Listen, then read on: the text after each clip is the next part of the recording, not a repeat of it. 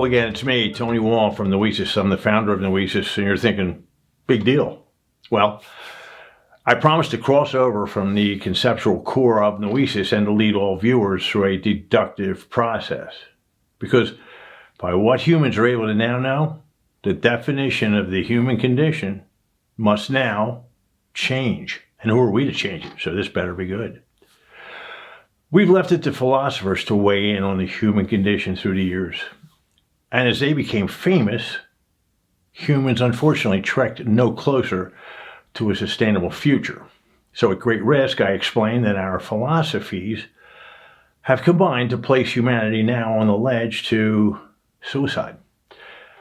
Our mortality as a species is visible, and that's a reasonable observation.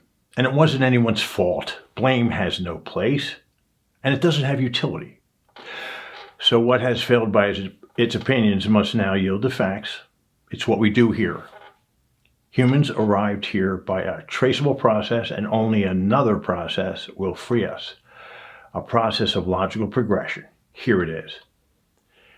We've made the point about perpetual conflict and its role in disassembling every past human culture, no exceptions. Human cultures on Earth have averaged 250 years each. We also explained that this known serial killer, conflict into perpetuity, is once again at the center of everything we do in the modern day. Here we are again. If we have the courage, we arrive not at a probable crash landing for humanity that's losing hope, but actually we arrive at a mathematically certain failure. And that's a bold statement, right? No, mathematics is not bold. Mathematics is relentless in its truth, whether we own it or not. We avoid theory here. Where philosophy fails, let's inject only what we can show to be true, and let's do it right now. The tragedy of this is that it is so unnecessary. Noesis will show that the assured failure of human interaction is never situational. Societal collapse has always been the child of evolutionary biological mechanisms, so let's not blame mechanisms. Let's bring them into view. Number one, planet Earth has lost all past human cultures to perpetual conflict. Number two, when we construct our new cultures from the ashes, these new cultures tend to look the same as the old ones, and rather quickly. Three, humans depend upon logical progression to survive. That's why nobody puts their shoes on first and then their socks. The thinking brain chooses what's logical.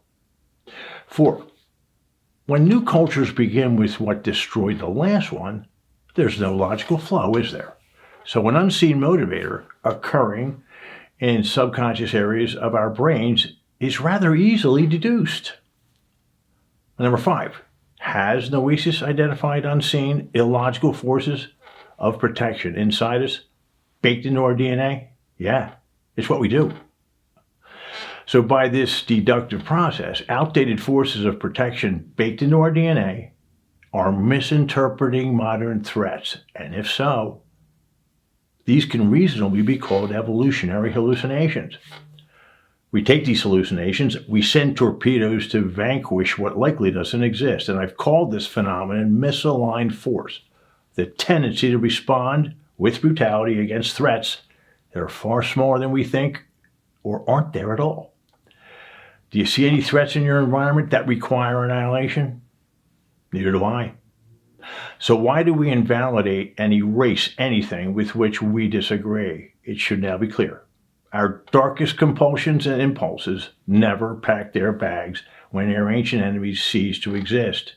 Instead, they reinvented, and they've gone rogue. All humans are the puppets of unresolved evolutionary forces. We no longer need them, but apparently they're not listening. And there it is, a mathematically certain failure, another one, just up ahead, courtesy of these unseen forces. Without tracing and identifying these now useless motivators of human conflict, we'll lose again to the undefeated foe, our biology. We can't defeat our biology.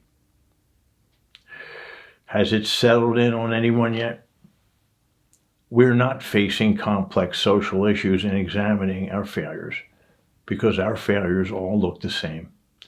It's the precision of it that points to an array of biological mechanisms and not to poor human choices.